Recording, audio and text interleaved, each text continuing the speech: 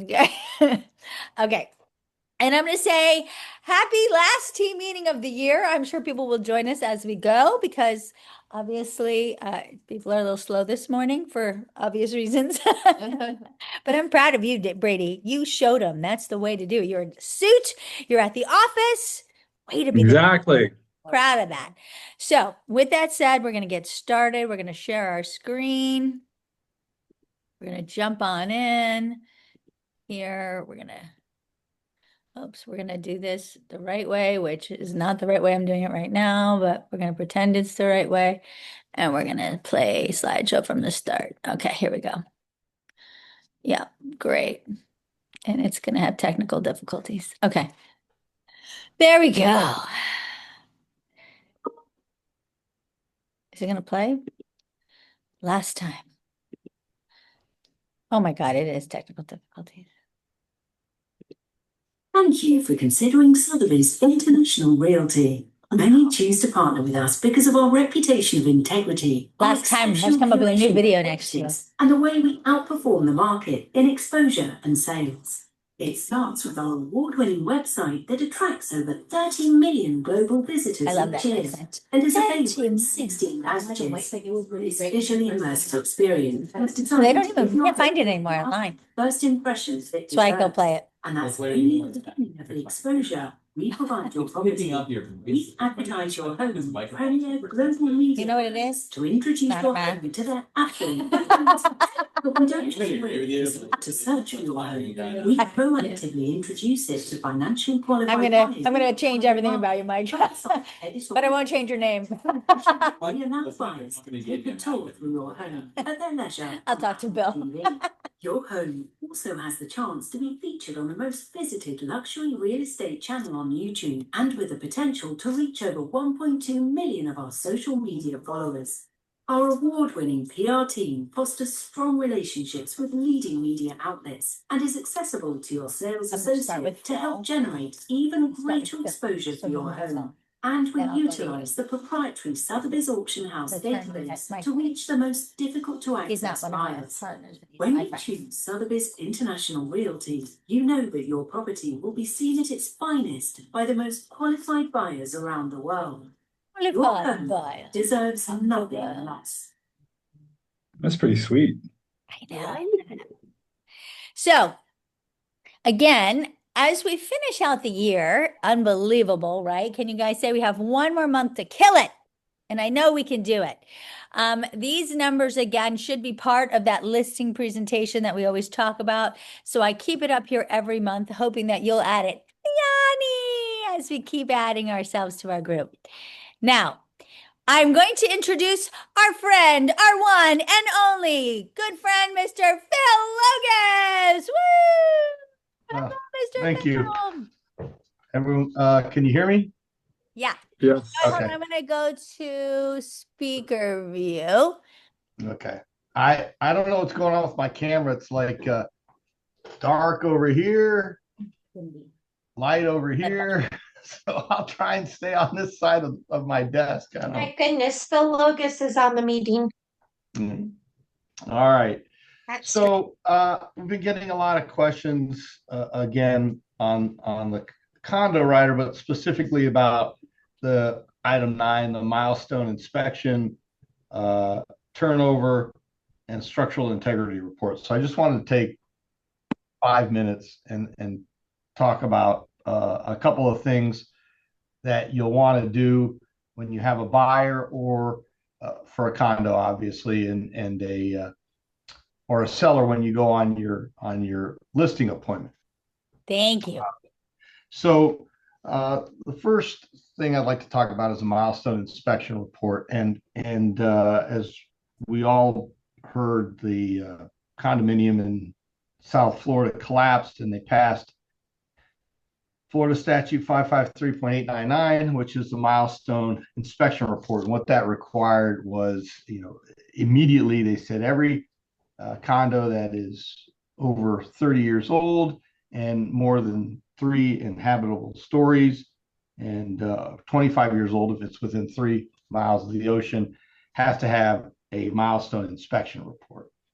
And that had to be done by December 31st, 2024. And as of December 31st, 2024, only 41% of Volusia had complied, 30% of Brevard, 25% of Flagler, 12% of Seminole County, and 24% of Orange, and 16% of Osceola. So people are not complying. There's not a lot of penalties other than a breach of fiduciary duty. But having said that, the structural integrity report, there's two phases to it. It's basically the first phase is a visual inspection. So they go in and they look, and if they see cracks or things that would give them an indication that there's a problem, then they go to phase two. And they do a invasive structural test. One thing that's very important to know is that the condominium must notify the owners of the required milestone inspection within 14 days after receipt of written notice from the local governmental agency. So the governmental agency is looking at every condo that's more than 3 habitable stories, and that's more than 30 or 25 years old, and they're sending a notice to the condo board. Then the condo board has 14 days to send that to the owners that, hey, we have to do this. So when you go on your listing appointment, your seller should know. Have you received notice that a milestone inspection report is required? So that's number one. And the milestone inspection report has to be published, it has to be delivered, and has to be on file with the board and sent electronically to the owners. So they should have it once it's completed. Now, they did push back some of them if your 25 or 30 years came after 2022, but before 2024, then they have until the end of this year to do that. But that leads us to the second phase, which is the structural reserve study. Now, I've always told people you should, whenever you're buying a condo, you should review the reserve study, and that deals with everything from the elevators. The elevators last 25 years. It's going to take $200,000 to replace them in 25 years, so we have to collect a certain amount of money every year. Well, the structural reserve study is basically the same thing. However, it deals with the results of the milestone inspection. And the most important item on the structural reserve study is that they have to show how they're going to pay. Not only here's what we need to fix these things and what we need to make sure that there's enough money in the future, but how are we going to pay for this? Why is that important?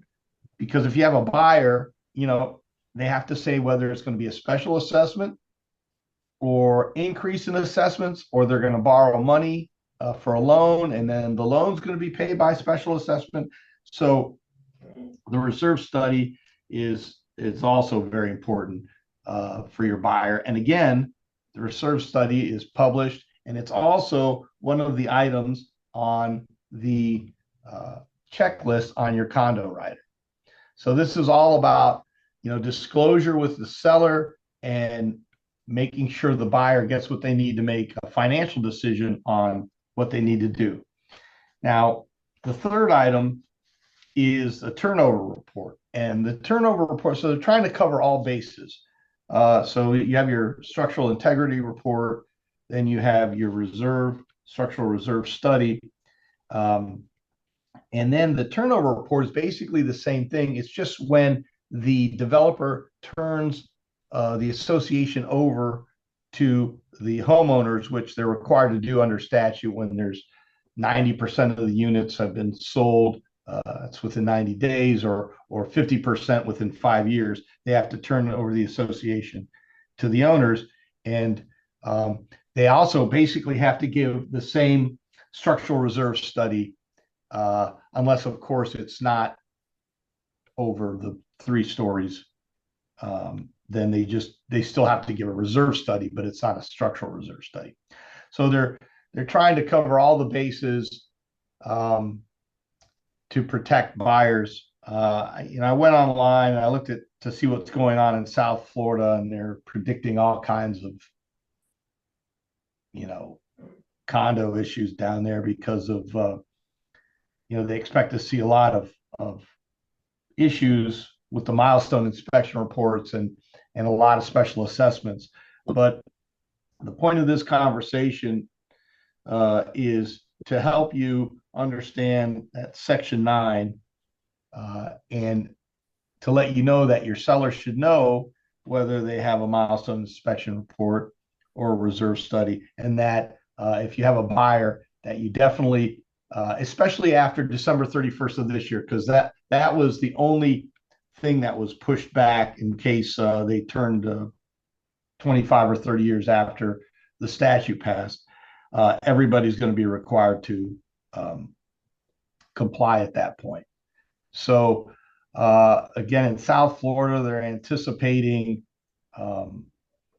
big increases in dues or special assessments because of these milestone inspection reports and the reserve study that has to show how they're going to pay for it. So I'll open it up to any questions based upon, again, unfortunately, I don't know if anybody's seen, I don't know if we have anybody over in the fly-in or over in New Smyrna who've come across these yet on any of their closings. But I'll open it up to any questions. Well, one thing I wanted to ask you, Phil, and this is just something I've noticed, it's one of these things that one of the questions that we get is, let's say it's a building that's 2 stories. Mm-hmm. Are they required to do the reserve study? Because I know obviously the 3 stories are, but is a 2-story building that is not subject to the mitigation study, but is it required to the reserve study? Well, basically, the structural reserve study is based upon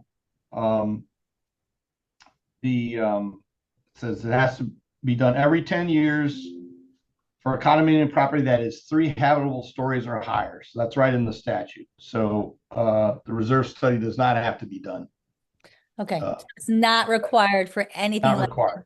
And again, the turnover report, if it's not that 3 stories, will just be a regular reserve study. So it'll just be pool equipment's got to be replaced in 5 years, and here's what we're collecting for that. Okay. So, I mean, I've noticed that a lot of buildings are doing the structural reserve anyway, but it's not a requirement, is basically what you're saying. Yeah, I mean, they can do it, and if you Google milestone inspection report, there every engineering firm in the state is advertising for that work now, that they know that it's got to be done. But yeah, I mean, they certainly can, and in the statute, the association's got to pay for it, and which of course they'll pass along to the buyers. I don't have any idea how much these inspections cost. Typically, when an inspection is mandated by statute, the cost, could be $100,000 to have just to have a visual inspection of the property. I'm not sure, but I've always said from day one, and as somebody who's bought a condo, that the most important aspect is checking the assessments, checking the reserves, making sure you're not walking into something that you're not expecting. And special assessment. What is the liability to us as the advisor, right? Let's say the building has not completed the mitigation report yet or the reserve studies yet, we are representing, say, the buyer in this instance. We notify them that this has to be done, but we don't know what special assessments may or may not be, right? So Yeah. where does that fall on us? You know, the Well, liability there. Yeah, you're not lawyers, Right. but you certainly can recite, uh you can certainly recite, statutes. You're not interpreting them, you're just reading them. But that's the question in a lot of the things that I've read, is, there's this gap now between the time that that hotel collapsed to the time that everybody's going to comply and turn in, again, we have Seminole County's only turned in 12% of, Wow. they may only have like 5 Seminole County ones but Volusia County 41%, Brevard 30%, Flagler Wow. 25%. So there's this gap where, the building collapsed to the time that everybody's finished their milestone inspection report and prepared their structural reserve study, so that every buyer knows exactly what they're walking into, how they're going to pay for it. Here's what it discovered, and here's how it's going to get paid for. So I know exactly what my exposure is when I'm a buyer. Now, during that time, and back to your question, which is, what do we do now that we're in this gap period? Right. I think you have to explain to them, if you have a buyer, look, this is, in the statute, what's required. They haven't done it. Certainly you can interview them. Maybe they've done, phase 1 of the milestone inspection report and they don't anticipate anything, but until you don't know. And then I think you're off the hook. As long as you tell them, hey, interview the association, ask them who did the inspection, call the inspector. If the inspection's done but not written up and not submitted to the sellers, get as much information as you can get to make that decision. Other than that, and again, to your question, I think you're done. At that point, you're done. You've told them what to do. You've not interpreted any statute. You said, there's this milestone inspection report that's got to be done under the statute. And then they have to do a reserve study based upon the results of that and how they're going to pay for stuff. And you need to investigate that. Apparently it hasn't been done, or if you've talked to the association and there's risks associated with it, and you should talk to your lawyer or the association or the engineer and get as much information as you can. I'm just wondering, maybe you could write us up a little, some kind of a hold harmless, because I mean, even in a regular single family home, I'm dealing with on the brokerage side where we get dragged into a lawsuit where the buyers that's suing the seller for lack of non-disclosure. That's where I see this nightmare falling in, lack of non-disclosure. Because it's a lack of non-disclosure.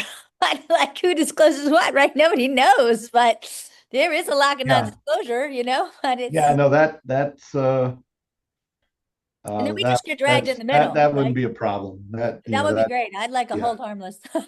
Yeah. Hold this harmless. We don't want anything to do with it. Well, hopefully, they have 180 days to the process. So hopefully by June of next year, we'll be free. Numbers will be, okay. They'll all be done. I mean, that's the goal is, the statute is to, make sure every buyer knows exactly what they're getting into. Right. And to keep people safe, obviously. Well, yeah, exactly. But as well. Well, does anybody else have any questions for Phil? Because I'm always scared about risk, obviously, but anybody else? No? Well, thank you so much, Phil. We appreciate you. You've got it. You've got it. On speed dial, so. We appreciate all the business and the closings that people have been sending, and hope everyone has a good 2026, and look forward to meeting people that we don't know and continuing to do your title business. Absolutely. Thank you so much, Phil. Take care Take and care. have a great holiday. Hey, bye-bye. Bye, Phil. And with that said, we're going to move on to our very next wonderful new partner in crime. Oh, Jesus, who's going to use my Wi-Fi? Yeah, come on over because that was painful. I think it's your volume. Yeah, let's blame him on mine. It's the MacBook. Now he's a problem. And I'm going to introduce him as Mark. I've been called worse. Just call him. His name is Mike DeMarce, our select French lender. here. That's right. That's right.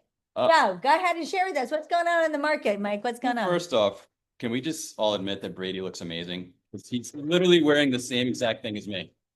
I don't know if Brady wants to just pop up here. We're literally wearing the same exact thing, so looking great. So yeah, Appreciate it. guys. I met most of you guys, so what I wanted to talk about today, instead of like giving my whole intro thing, is partnership. I've kind of built my business over the years as an outside loan officer, you know, and I've been doing this 23 years. That's kind of how I've done it. They're used to being an outsider. That's right. I'm an only child, so it was doomed to begin with. So 23 years, I've always like built my, you know, relationships with realtors, and that's always how I've done it, or advisors. Yes, we're advisors here. Thank you.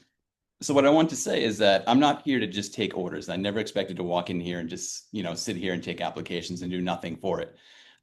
Carrie and I have already collaborated on like a couple of things this week. I want to be your partner. I want to help you with whatever it might be. That's different for everybody. It could be marketing materials. It could be a broker's open. It could be you want to call me and commiserate and say the market's killing me. What can we do to fix it? And if you want to do that, call me. Like it happens all the time. You know, I will be your, we all wear a number of hats, so I will be a shrink too if I need to. So that's God, I got a partner in crime for that too. That's good. That's great. that's what we're here for. You know, I don't want to just sit here and think I'm just going to take applications. I want to be involved. If you have an event in your neighborhood, I love doing stuff like that too. And that's where you're going to get a lot of business, is just being visible and getting out and talking to people. So I love doing that stuff. Great. Market update. Mhm. I had this all written out, and then jobs report came out this morning, so it's totally messed up. So So much for that. Throw it in the trash. rates are around 6.36 right now. Which is 30 pretty to good. fix. Not bad. Mhm. We're actually at 13-month lows compared to 6.16 was the lowest we've been in the last 13 months. That was in October. Okay. So pretty good. I think people, and you tell me, I think people are still caught up on rates, so I think they still think they're high, right? Well, that's because they were used to it being two, but Right. you know, we're way It's gone past that. So, forever. and yeah. Hopefully we never have another global pandemic to drop It's them down kind of like you again. can't buy a house for 200 anymore either. So let's get over it and move on. Or Cut. like Jules likes to say, is Jules on? She likes to say, build a bridge and get over it. So anyway, There's a couple of things going on. The government shutdown had very little effect, except for the jobs report got delayed, which, you know, now is coming out and is affecting things. Mhm. The Fed meeting is December 9th and 10th. That's next Tuesday, I think. Tuesday, Wednesday. So what did the jobs report state? Did you read it? This morning. Mhm. So there is less unemployment than expected. They expected 212,000 jobless claims. It was 190. So that means that we should not be expecting any kind of rate drop. Okay. Correct. You know, good for the economy is bad for rates. Mhm. I read yesterday there's an 80% chance that the Fed's going to cut in December. I don't agree with that. I think, No. I'm sorry, but I think given the information today and reading that there's 5 Fed chair members that don't want to cut rates and only 3 Mhm. that do, I don't think it's a given. That's You said that they never drop rates, so probably. they've been behind for a while, yeah, and it took way too long to start dropping in the first place because inflation, frankly, is what they're caught up on. In my opinion, is not that bad. Mhm. So we need to look at the other stuff as well. But Anyone want to do a bet? Do we have a bet going on? Anybody want to put money into a pool? Hey, wait, where's the blue box? We'll bet for a blue box. Nobody in. Okay, whatever. I mean, let's say they do drop rates, right? Let's say they do a 1/4 point rate. What do we think is going to happen? Probably nothing. No. The market's already kind of absorbed that the Fed's going to cut rates by a 1/4 point, and rates for mortgages are actually reflective of that already. Yeah. But if they don't cut rates and say they do nothing, we'll They'll probably go. see a decent shift upward. I think right? they will go up. Yeah, it probably might like go to 6. 6.5, Oh, you think? 6.3 today. Oh, you think we'll go up to 6.5? Yeah, I think it'd bump up, yeah, if the Fed doesn't cut. Mm. Because what really matters is that speech the days after. So they're going to cut rates the first day or not. Right. And then they have the speeches the next couple of days. And that's what investors are really looking at. Investors are what drive interest rates. So if investors think the economy is going to get better, rates are going to go up. If the investors think the economy is going to get worse, if there's weakness, then rates will go down. So it's kind of funny in our business. We almost like hope for a tanking economy to a certain degree, like so rates can go down and benefit us. But what I wanted to talk about besides that, whatever's going to happen there is anyone's guess. Like you said, I wouldn't bet on it. Yeah. But if we're doing it, I'll throw a buck in. Yes. What we could do if people are still caught up, you find your clients are still caught up, you can buy interest rates down. And I think a lot of people are getting seller credits right now. You're not going to get a seller credit when interest rates are low. You're not going to get sellers to pay any of your closing costs. You're going to waive all your contingencies. We've all been there. Like most of us have been there and seen the market when rates are low. So why not take advantage of, this being a bit of a buyer's market and take some seller credit and just guarantee yourself an interest rate. If you find that your clients are caught up on interest rates, say, okay, well, let's take the seller's money and let's buy the interest rate down to 5.75. It might not cost as much as you think. It might only cost 1% or so. So on a $600,000 loan, $6,000, if you can get that from the seller, you might be able to get your client a rate in the fives. A lot more reasonable. If people are caught up on that, I think it's a good strategy. It's working for people I've talked to so far. So Good idea. yeah. If you want to hear my opinion on rates are headed, personally, I think they're going to stay pretty flat for a while. However, Trump came out this week and said that he's made his choice on the Fed successor to Powell. Trump's been very clear that he wants rates to drop. So if I had to bet on something, I would bet that whoever he's put, and he hasn't announced this yet, whoever he's going to put in place in the Fed is probably going to be on board with rates dropping. So I think, and I hope that in May, when, whoever replaces Powell, they might give us a little bit of help. So there's some hope there. But I think in the meantime, barring any unforeseen circumstances with the economy, rates will stay pretty flat. Yeah, I think so. It's kind of all I have on that. Do you have any questions?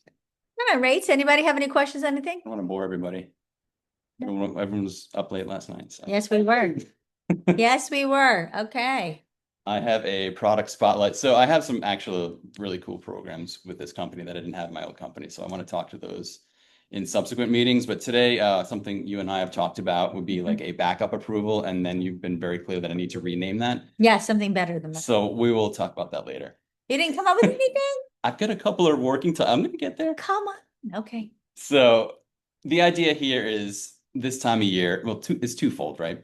There's a lot of bad approvals out there because business is a little bit more scarce than it used to be. So a lot of loan officers are just throwing it against the wall. They're throwing out pre-approval letters and saying, let's just see if we can get this done. Especially if somebody comes through with Rocket or Bank of America, this could be a really viable option because if something goes sideways with that, we could have a backup approval in place. We can pick up the ball and run with it. The other thing is this time of year, a lot of people are traveling. So if you need a pre-approval letter, nights, weekends, holidays, whatever, I'm always available for that, much to the chagrin of my wife and family. But I do try to make myself pretty available no matter where I am. Even if I'm traveling, I'll jump out. I'll make a pre-approval ready. I can do it right on my phone. So that's kind of the idea. Let's, if somebody is with one of those banks or even whoever, we can just take a look at their file, give it a second look. They might like me better. I might give them a better rate. Who knows? But at least they'll have some kind of assurance that no matter what, they're going to have a loan. They get 2 loans here ready to go. And I mean, that gives seller peace of mind too. The other thing is, which is another reason I brought it up, is a lot of people are trying to close before the end of the year for tax purposes. And a lot of these places can't do that. They may say they can, but when the push comes to shove, they're like, oh, I can't. And really, what does the lender care? They don't care. There's nothing in it for the lender. And 9 out of 10 times, a lot of our deals fall apart because the lender's bad. And, a lot of times our buyers even lose the money. We know that. We've seen that how many times?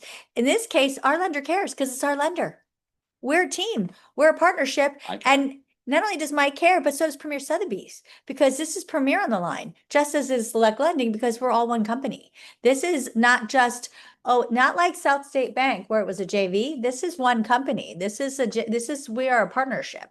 So it puts us in a bad light if this deal falls apart. So we're going to do whatever we can to make it count. So that's why Mike's not going to say he can get something done if he can't. I've actually got 2 metrics I've been tracking for 6 years, and this is something you can tell your clients if they're getting pre-approved. So I moved here in 2019, and I should have been tracking this metric before that, but I just decided, I'm going to track this. So the two metrics I'm tracking are loans that have been submitted to underwriting and denied, and extensions. And the metric and the number for both of those is 0. So in 6 years, I have literally had 0 loans denied that have gone into underwriting and 0 loans extended on my behalf. So if a client's important that they close on time, you can say this guy's never, in the last 6 years, before, I don't know when the last time I had an extension was. It's been probably 10, 15 years. It's going to close on time and you're going to close, period. Nothing to worry about. But again, it's not just this guy. He is part of our company. That's the he may not be Premier Sotheby's because Premier Sotheby's is not a lender, but Select Lending is our lending arm. Just like the Sotheby's auction house is our auction house arm, right? Premier Sotheby's has a lending arm now. It's Select Lending. And that is really important because we're putting ourselves out there with the extension of Select Lending. So it's really being able to say, we really trust that they're going to do a great job. If you're with Rocket Mortgage, who knows? And they're not a Rocket, right? So I don't really know that they're going to literally get don't that even done. Yeah. docs most of the time. Yeah, they're terrible. Yeah. So For we years. can really say that we know they're going to do a great job. We know what they're doing, and we can call them up and stand on them because we're going to be like, Mike, what are you doing? Right? Like we really know him, right? We know what they're doing. We know their processes. We know their underwriting. We know everything that they're doing. That's a very different thing. That's why you want to have an in-house, partner. Certainly accountability. Yeah. You want to hear my working titles? Yes, let's hear They it. all suck. Luckily Claire's in the room, so hopefully I will defer to you. Job to do, and he's failed miserably. He failed miserably, Mike. I did. First thing he's failed. I was at a meeting Counting. last night. You were- No, it doesn't count. Guys, when I give you a job to do, does it count if you come back with a failure? No. Okay, he's gonna learn. Okay. Safeguard approval, Horrible, peace of mind approval. terrible. This one I like. Okay, Your next level approval. that's a little bit better. Less mid? It's still mid though. That's what I got. Claire? We're trying to Ideas? get a sexy name for your second approach, like it's a backup, but not your backup. It's like your A backup doesn't Yeah, sound yeah. fun. Nobody wants to do something like bad. your Hail Mary. It's like a Hail Mary. It's like football. I know you do. But Hail Mary sounds like I know it's not going to happen. I know that's why we can't use that. But so anyway, we're going to come back to you with a better name that Mike obviously Email when you failed vote, on. guys. But I have to come back because now there's no vote on that. Those were terrible. Mike, I told you. terrible. All right. Okay, but any questions for Mike while he's here? And not about that because that was terrible. Okay, no, but it was a great idea, right? So there you go. All right, next we have Claire. Woohoo! And we're going to go over some marketing. So marketing, let's go back to play from current slide. And it's going to be here or not. Oh gosh, technical. Okay. Well, I guess to start, like Mike, I have to apologize for not being able to be there last night. I had major FOMO. 60 Vines is one of my favorite places, and you guys are my favorite offices. Don't tell anyone I said that. And so I was really bummed to have to miss out. But anyways, getting into marketing, and I hope that it's at 60 Vines again next year. And that everyone had a really good Thanksgiving. We have, sorry. We have a learning opportunity coming up. This is a Sotheby's webinar. It's called Prompt Like a Pro, December 10th at 3 p.m. So you can register for this by going into Propel, and it's under Store Resources. Let me know if you guys have any difficulty finding this, and I will assist, but I highly recommend taking a look at it. Even if you can't attend at that time, if you sign up, they'll send you a recording.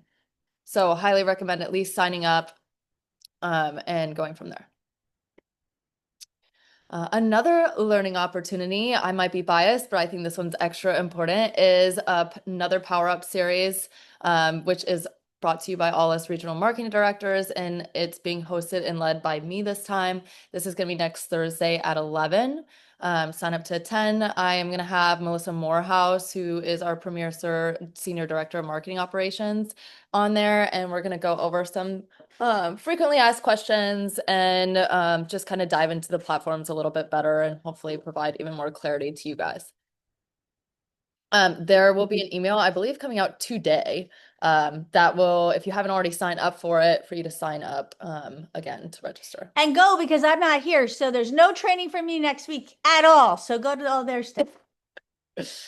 All right. And leading into this, we have more power up sessions coming to you guys. We're doing one every month. It's typically the second Thursday of the month. So we'll have one in January. It's on farming resources. It's going to be an advisor panel. Typically, I think they're all at 11. But it's, yeah, so they're trying to do it. Originally, they were doing it at 10, but they realized that Carrie has her Thursday meetings a lot of the time at 10. So they've pushed them to 11. Farming Resources Advisor Panel is January. February is new AI virtual assistant, and March is social and video media marketing. So they saw that I don't support them all because No, they're at the same time. no, they just want to be able to make sure everyone's able to attend, but they recognize that quite a few managing brokers do their sales meetings on Thursdays. So Thursdays are popular days for a lot of things. So. Also, we have the SUR kickoff events coming up. You've probably received a couple emails at this point about it. Our Central Florida one is at the Alphon Inn on January 20th. If you don't see the emails or haven't been able to find the link, you can find it at Premier Press. This is found in Propel Smart Space up at the top. I highly, highly encourage everyone to attend this event. This is the biggest event of the year. It's kicking off the year, and Well, not the year because we do have our Christmas party, but in the beginning of the year. okay, our region-wide biggest event of the year. And this is where Budge will be there, Kathy will be there, like all senior leadership will be there. It gives you a chance to meet and mingle with them, as well as meet and mingle with other advisors in the region. It's a great event. It is a great event. And they always announce all of the exciting things and Yes. plans coming for that year. And I have no insider scoop, so I can't tell you whatsoever, but I do. I'm working on my sarcasm, Carrie, obviously. It's already let me put out. But there are some really exciting things coming up. So I'm the worst. I really encourage you guys to attend. I was good until like last week. Yeah, and she's I- like, I'm done. She's like, the end of the year is coming. I Yeah. don't care. News, Christmas, all the above. So and in case, kind of going back off the last slide, in case you miss anything, any emails or things that I've discussed, you can check it out in Premier Press again, which is in Propel Smart Space. And that way you can find all the links and everything from there. The Premier Way listing process, this is a resource reminder. We have a step-by-step guide for winning, processing, and launching the listing. This can be found in Propel Smart Space in the workflows under working with a seller. And if any of you came to which a lot of you did, my listing presentation, Making It Better on Monday, we all looked at that because we went through it and we actually went through some of the things I like, some of the things that were out of place, and how to download it. So that was really good. We did I that. think that's everything on my home.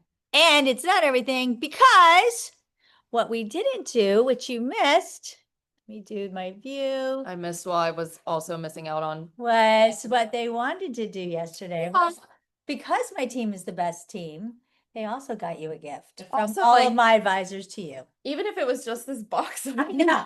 This is so cute, guys. Do you want me to open it now? Aw, I really appreciate that. Yeah. Oh, thank you guys so much. This is gonna help me get through the year. Yes, it will. I appreciate it. I appreciate you guys. I appreciate working with you guys. And honestly, I'm looking forward to the year to come as well. So thank you, everyone. So, all right. Woo! Well, moving on. And I will go back to my there. Okay. Oh, you know what? I did that and no one could see it because I didn't stop my share. Oh, that's. Well, I guess maybe they could see it. Yeah. I think it's all- Okay. So there we go. Now, what we're talking about now, guys, is I have to go over the private placement because there is confusion and I want to make sure we're all on the same page. And we've had a couple things clarified with Stellar MLS. So to verify one more time and to make sure I let you know that we got verified through Stellar MLS, when you have a private placement, and I love private placement for so many reasons. Private placement is the best way to decide a price. Do not go on to MLS overpriced.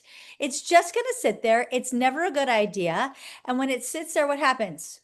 Days on market go up. And then what does it end up happening? If the seller doesn't listen to you, you end up expiring the listing and someone else gets it cheaper and they sell it. Do we want that? No. So private placement gives you the opportunity to win the listing no matter the price, because then you could price it higher in private placement, bring the broker open, get the price realistic. They feel like they tried the price. And then when you hit the MLS, it's the right price. Beautiful, right? The thing with private placement is, though, we will build the listing in MLS and check a box that says private placement so that your office, and I say your office because even though I love to say we're one office, multiple locations, only the location that your office is in MLS. And I say that because Keith Koch, who's in the Villages, whose office is here in Lake Nona, but in MLS, he's Dr. Phillips. Confusing much? So if it was Keith Koch, only Dr. Phillips could see his listings. Totally random and retarded, but that's how it is because it's based on whatever office, because he is in Rousk and I only have Dr. Phillips associated with Rousk. That's why his listings would be seen. And I know Mariah is looking at me like, what the hell? Trust me, this is my life. Okay. So point being, whatever office your a nerd's number is associated with, that's the office that will see that private placement. Unfortunately, I cannot make it seen across all of my offices.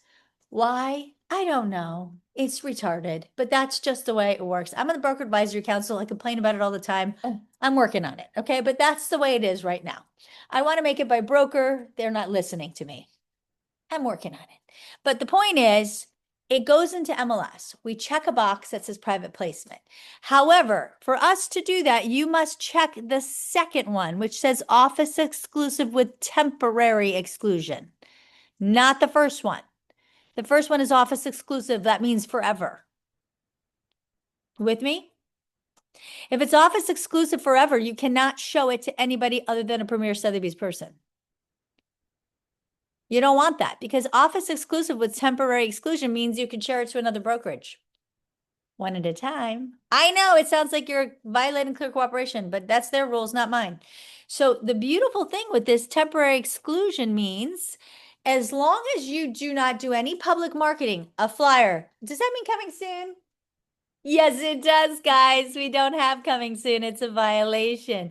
Does that mean I could do a social media post and say, hey, it's Carrie in front of this beautiful home that's going to go live in a little bit? I just violated, okay? That is public marketing. You cannot do that. No matter how cute you are, cannot be done. Oh, but Carrie, I didn't use the ID, the address. It doesn't matter. It just counts, okay? You cannot do that. And trust me, they have given us brokers every which way we can turn you in. So the people are doing it. And it is a $2,500 fine, which is not a Merry Christmas. You know what I'm saying? $2,500 is bad. So you don't want that. So do not violate. If you did violate, you have 1 business day, not 2, not 5, 1 business day to get that thing in the MLS. So what does that mean? Well, that means if I did it on a Friday, potentially could I host open houses all weekend long? You sure could. But you better be live on Monday. And then you're good to go. You see what I'm saying? So if you mess up on a Friday, well, fine, mess up all weekend long. I don't really care. But Monday, you are live, even with photos from your phone. I don't care, but you're going live. You follow me? So that's how that has to be.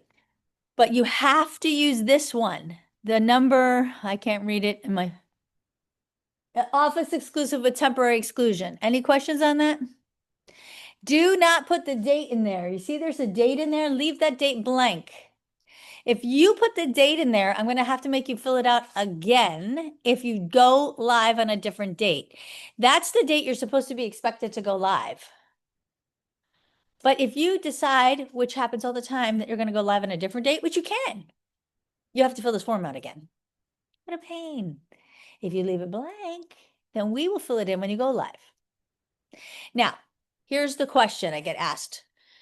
Well, but when you put it in the MLS, like let's say Mariah takes a listing today, we go private placement today, but we're actually going to go live in the MLS on January 26th. Oh, that's my birthday. That's right. Okay, what a great day. Well, that means in the MLS, the first date it starts counting will be January 26th, but today's date will show in the MLS as listing date. Does it count for counting purposes? No, but we can't post date that. We can't put any other date than the date we start building it in the MLS because they look at it as the date we're in contract with these people. Does that make sense? but it doesn't count for counting purposes. So if you have price changes, which of course is the point of private placement, right? Good, it doesn't matter. That's the beauty. So it's irrelevant. What happens is whatever date we actually go live is when the days start ticking for days on market. And while we're talking about days on market, here's the pop quiz. Who's going to win? How many days do you need to reset days on market? And this is a two-part question. No, that's cheating, Claire. You have active days and cumulative days. Anyone want to take a stab? Anyone know? 60? 60 for what? Oh, crap. For it to reset total. For cumulative, it's actually 61, but close. Damn it. Who's in the chat? What do you got? Dawn says 60 as well. Dawn, you are correct. Oh, Dawn, I hope you're feeling better, my friend. Yep, 61. I always do 61 because I like to go the extra day just to make sure. But yes, you're correct. And then what about for active days? 31. 31. 31. Woo! They say 30 and 60, but I like to do 31 and 61 because sometimes it's MLS and they could get a little, you know, is it 30? Is it 29? So I always say 31 and 61, but it is 30 and 60. But I'm a 31er and a 61er just because, you know, it's MLS and they're just sticklers. So yes, those are the days. Correct. Now, if you took over a listing, Marima has a listing, we hate the seller, but we're not going to get rid of the seller. We're going to play with the seller. We're going to put Liani's name in now. Liani's not going to take over the seller. We cannot change that listing with a new listing number to make it active again within 30 days to refresh it. That's called listing manipulation. That's a big fine too. Now, if it's longer than 30 days, we can, but less than 30 days, we can't. Everybody with me? Okay. So if you've taken a listing from another company and now because it was expired and it expired in 15 days and you take it over, it should reset days, of course, because it's a new listing. It's a new listing. There you go. You're good. But what won't change is what? Cumulative days. So if the listing had been on the market for, I don't know, 180 days, but you take it over within 15 days, you'll have new active days, but those 180 days of cumulative will stay. To get rid of those, it'd have to be off. How many days? 61. Correct. Everybody with me? Okay. So just to go over this one more time, this is for a private placement. You do this middle one, which is office exclusive, and you do not put in the date. Let us fill that in for you. You get this signed. We put it in the MLS with the checkbox that shows only to the office that you're located within MLS. As soon as it goes live, only by us. MLS does not do this automatically. We uncheck the box and now it'll become a live listing. It's that easy. But let's say we go from private placement to sold. We could do that. We are going to get the credit, but they do make us turn it active, which is really annoying because they said they weren't going to make us do that, but they are making us do that. So we can't tell your sellers it'll never go active. It actually goes active for like 2 seconds and then we put it as pending. Why? I have no idea. They said something about to show it up on the reports. But it goes active for a second to be active and then penned immediately. But they're allowing us to do that. It won't look like manipulation because it's coming from private placement with the proper system that they have set forth. Any questions on that? Jill, did I cover all the things I needed to say on that? I think we're good. Okay, moving on. So the Orlando Economic Partnership that has a great website. And this is their Global Orlando Report, which is a free downloadable report. And I took some highlights from it. I have the whole report ready to go, but I thought I would not have the time, which I was right. So we're just going to hit some of the interesting things. So take a peek at our foreign-born population living amongst us here in Orlando. There's 270 plus international companies representing 30 countries. We are the fastest grown foreign-born population in the United States, right here in Orlando. Interesting. So when people say, well, isn't Miami more? No, actually, Orlando has got tons. I can send you this link too. I can send you the whole thing. It's fabulous. And our foreign direct investment totals 1.2 billion in capital over the last decade. So this is pretty crazy. So look at this. this is where it comes from. South Americans obviously are the largest amount. And then comes the Caribbean. Look at that. Caribbean's a lot. Then Asian, then Europe, and Central American huge, then Europe. North American is teeny tiny. Okay, the top 10 foreign-born populations by country of origin. I was shocked to see Venezuela was huge. Look at that. But it does make sense because if we remember, they were what we all know, they did have the status to come for a while there. Then Colombia. Colombia, mi familia, en mi corazón, qué bueno. Yeah, that's great. My husband was like, oh my God. I'm like, whatever, honey, shut up. Because he's the Colombian. And then the Okay. Haitians, Dominican Republic, Cuba, and finally Brazil. So I'd be interested to see, this is 2022, 2024. I didn't have the newer data. They didn't show it. I'd like to see if Brazil has climbed because I venture to guess Brazil's probably closer to 3 right now. But I don't know. I don't have that information. So this is pretty interesting, isn't it? Yep. Now, 20.7% of Orlando's total population in 2022. So imagine by 2024, this has probably changed drastically.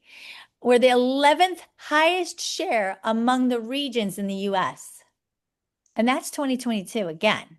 We're the 3rd largest South American born population, 2nd largest Venezuelan, 3rd largest Colombian, and 4th largest Brazilian. And that's 2022. So again, it's got to have changed. Now, this is what I thought was super interesting, though. Foreign-owned companies. Look at the UK, right? Canada, though, 38. Look at that.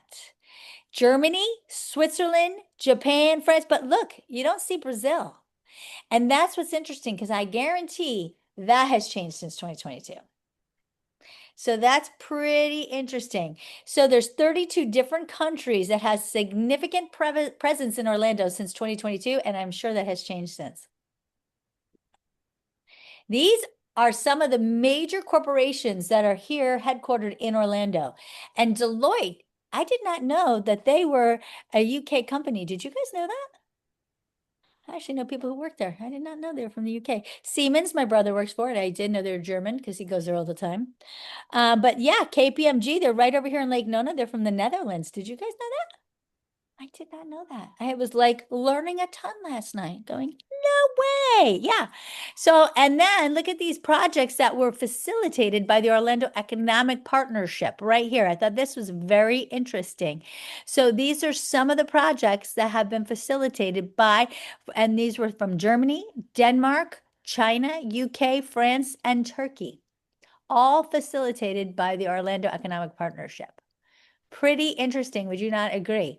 And most recently, which is not on this list, a big project was just facilitated. I don't remember what country it was from. It was, I think it was the Netherlands.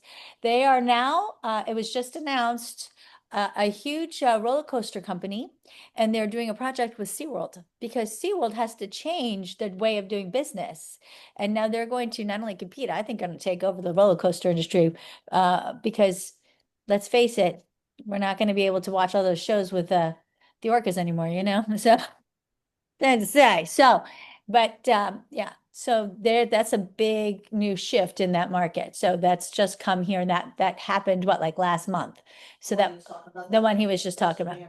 Japanese company. You sure it was Japan? I thought you said it was Netherlands. One that moved in that building was Japan, but there's a whole bunch of them that come, yeah, the whole industry moving here. So. Yeah.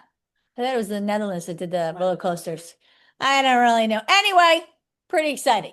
So, but the Orlando Economic Partnership, you want to go to their website and check it out. I'll be happy to follow the meeting up with that report. But this is what happened in Dr. Phillips in November. It is up 24% year over year. They sold 50 homes. There's 340 actives. Days on market are flat year over year, 69. Average sales price is 858, which is compared to 693 from the year before. Lake Nona is pretty flat. It's up 1%. They sold 61. 419 are active, 61 days of market. So that's pretty nice, pretty strong. Their average sales price, again, is flat, $758, $992. So that's pretty strong. Windermere is flat. I just had to shut it down. It was just kind of funny. But they've sold 53, which is actually strong because look at it compared to the year before, 27. So that's more than double the homes. They have 185 homes active. Days on market are 64. So they're all pretty holding strong around in the 60s. Average sales price is 1.231. So that's pretty strong. November sales in Winter Garden are up slightly. They are 114 homes that they sold, 431 active, 60 days on market. Look, they're all right around 2 months, guys. And their average sales price is $765 for Winter Garden, pretty strong. Claremont is the only one I did see a dip in. It's down 14%. And I wouldn't be surprised if it's because of all those new constructions they've got over there. They've got a lot of new construction in that whole new corridor right over there. But Zip code or city? It's always this zip is city, this one is City of Claremont. I do zip code for everything else, but for Claremont, I did City of. Yeah, for Claremont, I do. Active is 520, but again, 57, same type thing, days on market, right? And their average sales price is 488. And again, I think that is because of the new construction. And I didn't take new out on purpose because I did want to see how it was affecting. And they have tons of incentives going on over there. So I think that's really what we're seeing there. Ocala is pretty, no, that's an interesting arrow. It's pretty much flat. Again, 397 sold. Look at that, 2,693. Tons of that new construction, just gluttony of 88 days on market though. So their market days are a little higher, but 313 is their average sales price over there. And what is that from? It's not our inventory over there. That's what's happening in that builder area in the south. single family, Yeah. no movies. No, single family. I only pull single family. This is our office update as we sit. So you sold year to date. We've sold only single family, 514. Well, no, it could be condos too. Only residential, 514. I did not show land. Our average sales price of what we sold so far was 691. We have active listings of 187. Our active listings, our average sales price is 699. And our pending inventory is 26, average sales price 904. So if you put that together, our average sales price is about $799. In Southeast Orlando, right here in Lake Nona, where we sold in November 10 million in listings. Congratulations, Susan Abshire, who is off on a vacation. Keith Koch, Kate Hoffman, Ohana, Penny Puente, and Ricardo. Woo! We have our Lake Nona sales, 4 million. Congratulations, Ohana, Lauren Ensley, Susan, Penny, Kate Hoffman, Keith, and Mike Mitchell. And we have our closed sales of 3.5 million with Ohana, Anna, Lauren, Casey, and Keith. Woo! And then we have Dr. Phillips and Claremont, November listings, 15 million. Congratulations, Dawn, Carol, Lisa, Daniel, Carrie, Robin, Jules, Theo, Janet and Janice, Michelle, Emily, Anna Maria, Linda, Andrea, Maria, Mark, and Teresa. Woo! And we had closed our new sales of 12 million. Congratulations, Dawn, Valerie, Angela, Jules, Janet and Janice, Leslie, Teresa, Bobby, Daniel, Annie, and Barbara. Woohoo! And we closed 16 million. Congratulations, Jules, Dawn, Leslie, Angela, Linda, Teresa, Carol, Karina, Kieran, Lynn, Daniel, Andrea, Emily, Sandy, Bobby, Elizabeth, and Raji. Who said that things were slow? Goodness gracious, we're still busy. And in Ocala, small but mighty, we have new listings of 8.5 million. Congratulations, Heather, Jill, Michelle, Angela, Jill again. I'm just congratulating her twice. And Maddie Franco. And then we have new sales of 11 million. Congratulations, Heather, Maddie, Angela, and Jill. And Angela's got like 20 million in listing, 20 listings. Jesus. She's busy. And then we closed 8 million in sales. Jill, Angela, Michelle, and Tana. Look at that, 4 people. Killing it up there. I'd like to say happy birthday. We got a lot of busy people this month. We've got Beverly, Chris, Heather, Juliana, Mark, Janice, Lynn Lou, Luce, Michelle Jarvis, Sandy Harvey, Stacy Rollins, and Walter Mackelberg. Woohoo! And I feel like I missed somebody. Did I miss somebody? I don't know. And then we have 2 things coming up. We have our global networking event that is going to be exciting. That's coming up next year, October 6th through 8th. And I just thought of something else I wanted to tell everybody about the date, but now I just went right out of my head. Say We'll be some- singing it? Huh? We'll be singing it? I will not tell you when. It's going to be a surprise when I sing. And I'd like to say thank you all for another amazing, wonderful year. All of you came to our party except for the two of you who missed a great night. But I'm gonna rub it on it. But really, again, thank you for everything. Have a great rest. Oh yeah, I forgot what I wanted to say. Starting next year, I will be hosting on every Thursday, 10 to 12. Except when I have meetings or if we do something. But I'm gonna do content days. So we will be doing content days here in Lake Nona, getting that media center going. And it's going to be every Thursday, 10 to 12. Yeah. So, because we need to be beefing up that social media. So looking forward to some excitement for the new year. So anybody else who has some suggestions or some new fun things, but I'm going to have some new fun stuff for us to do. So get ready. It's going to be a fun year. All right. Have a great rest of your day, guys. Oh, and by the way, I'll be off next week, as you all know, but I'm going to ask Danny to cover me. He doesn't know that yet, but he will. Okay. Bye. Have a great rest of your day. I know he's not aware of that.